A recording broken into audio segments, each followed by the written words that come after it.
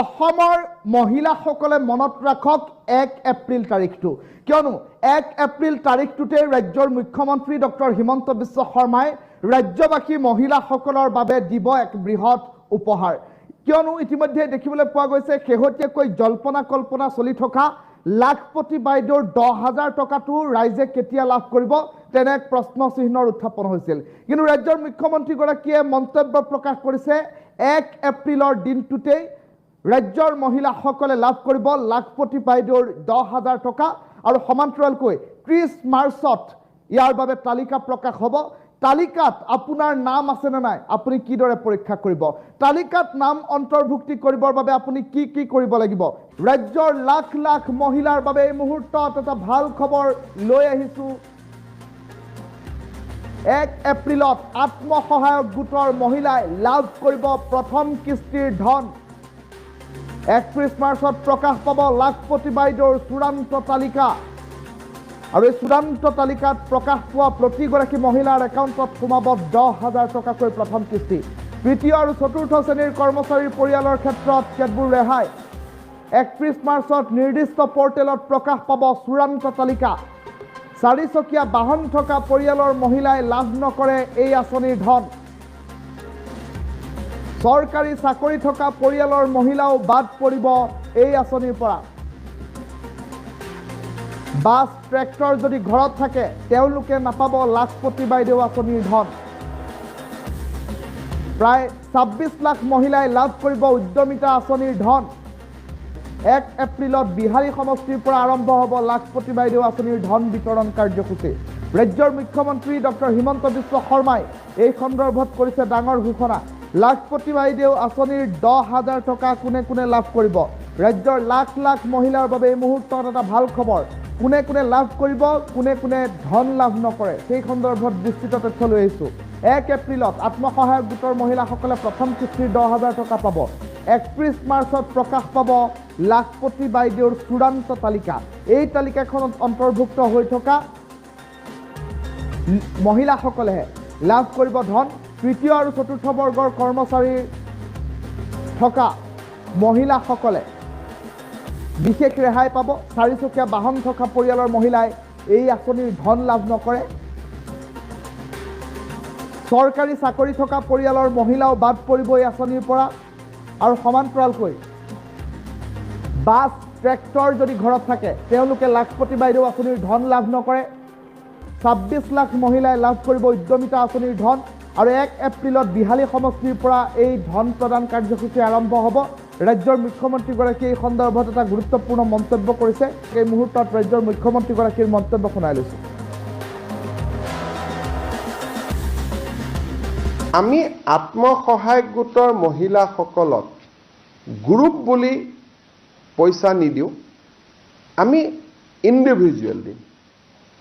তাৰমানে 10 গৰাকী মেম্বাৰ থাকিলে 10 গৰাকীকে আমি ইণ্ডিভিজুৱেলি প্ৰথমবাৰ আমি 10,000 টকা দিম। 10,000 টকাটোৰ উপযুক্ত ব্যৱহাৰ যেতিয়া তেওঁলোকে কৰিব পাৰে, দ্বিতীয়বাৰ আমি তেওঁলোকক 25,000 টকা দিম। তাৰে 12,500 চৰকাৰে দিব, 12,500 বেংকৰ পৰা আমি লৈ দিয়াৰ ব্যৱস্থা কৰিম, য'ত নেকি ক্ৰেডিট গ্যাৰেণ্টি স্কিম চৰকাৰে কৰিব যাতে বেংকৰো ক্ষতি নহয়। আৰু থাৰ্ড ইয়াৰত আমি তেওঁলোকক 50,000 টকালৈকে লৈ যাব খোজোঁ। 10, 25, 50 টোটেলি 85,000 ৰুপিজলৈকে তেওঁলোকক আমি লৈ যাব পাৰোঁ। এতিয়া কথা হ'ল যে আমাৰ 36 লাখ মেম্বাৰ আছে, আমি 36 লাখকে দিম নেকি? প্ৰথম কথা, ইয়াত আমি এটা নিয়ম কৰিছিলোঁ যে যদি সাধাৰণ মহিলা হয় তেতিয়াহ'লে এই স্কিমটো তাৰ কাৰণেহে মুকলি যাৰ সন্তান 3টাতকৈ বেছি নহয়।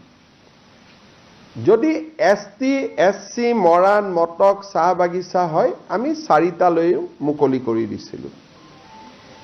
এই প্ৰক্ৰিয়াটো আমি 3টা লেয়াৰ ভেৰিফিকেশ্যন কৰাৰ পিছত আমি দেখা পালোঁ যে 36 লাখ মহিলাৰ ভিতৰত 26 লাখ মহিলা এনেকুৱা আছে যাৰ সন্তান সঁচাকৈয়ে 3টাতকৈ কম বা 3টা। অসমৰ কাৰণে এইটো এটা খুব ইম্পৰ্টেণ্ট ষ্টেটিষ্টিক্স যে আমি যিটো কৈ থাকোঁ সকলোৰে ঘৰত 10-12টা সন্তান আছে, অন্তত এটা প্ৰমাণিত হ'ল যে আত্মসহায়ক গোটত কোনোবা যদি সোমাইছে, তেওঁৰ অকল অৰ্থনৈতিক ইনকামে হোৱা নাই, ছ'চিয়েল ট্ৰান্সফৰ্মেশ্যন এটাও হৈছে। এইটো এটা আমাৰ বহুত ডাঙৰ শিক্ষা এটা এইবাৰ আমি দেখিলোঁ। আৰু খুব 3টা লেয়াৰৰ আমি চেক কৰাৰ পিছত 36 লাখৰ ভিতৰত প্ৰায় 29 লাখ মহিলা এনেকুৱা নিৰ্বাচিত হ'ল যে যাৰ সন্তান 3, ST SC মৰাণ মটক চাহ বাগিচা হ'লে 4তকৈ কম আছে। ইয়াত 2টা আৰু আমি ইম্পৰ্টেণ্ট পইণ্ট লগাইছিলোঁ যে মহিলা উদ্যমিতা কৰিব, কিন্তু ঘৰত যদি ছোৱালীক স্কুলত নপঠোৱাকৈ ৰাখি থৈ দিয়ে তেতিয়াহ'লেতো তেওঁক উদ্যমী মহিলা বুলি আমি ক'ব নোৱাৰোঁ। গতিকে ছেকেণ্ড আমি চেকআপ কৰিছিলোঁ যে মহিলাগৰাকী ল'ৰা ছোৱালী স্কুলত গৈছে নে নাই, বিশেষকৈ ছোৱালীজনী। যদি ল'ৰা আৰু ছোৱালী যদি স্কুলত যোৱা নাই, বিশেষকৈ ছোৱালীজনী যোৱা নাই, তেওঁ এই আঁচনিখনৰ বাবে নিৰ্বাচিত নহ'ব। থাৰ্ড আমি কৈছিলোঁ যে এই মহিলাগৰাকী কোনো বেংকত ঋণ আদি থাকিব নালাগে। এই গোটেইকেইটা ক্ৰাইটেৰিয়াত 29 লাখ মহিলা নিৰ্বাচিত হ'ল।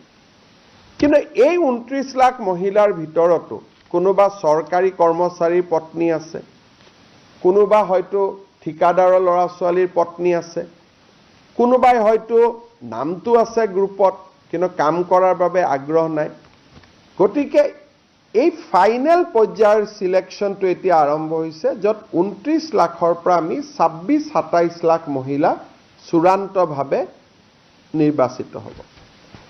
31 মাৰ্চ তাৰিখৰ ভিতৰত, যিহেতু বাজেট 1 এপ্ৰিলৰ পৰা আৰম্ভ হ'ব, 31 মাৰ্চৰ ভিতৰত আমি 29 লাখৰ পৰা ফাইনেল যিটো চেকিং, চৰকাৰী কৰ্মচাৰী পত্নী, চৰকাৰী কৰ্মচাৰীও 3য় আৰু 4ৰ্থ শ্ৰেণীটো আমি ল'ব দিছোঁ যে 3য় আৰু 4ৰ্থ শ্ৰেণী যদি হয় তেওঁলোকে লওক, কোনো আপত্তি নাই।